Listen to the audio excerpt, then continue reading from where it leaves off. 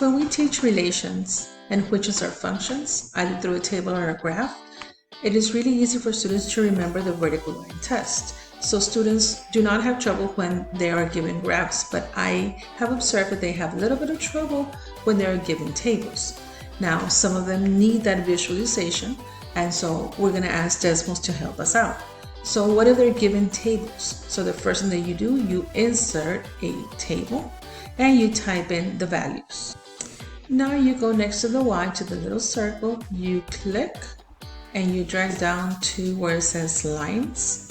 Turn that feature on, and now the student can actually see if it is a function or not. It's a better visual representation.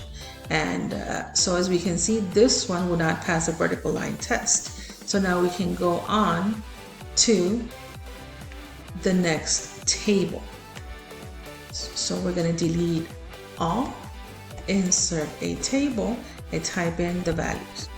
Again, let's follow the same steps. Click on the circle, click on line, and now the student can see that this set of points do pass the vertical line test. Thus, the answer will be C.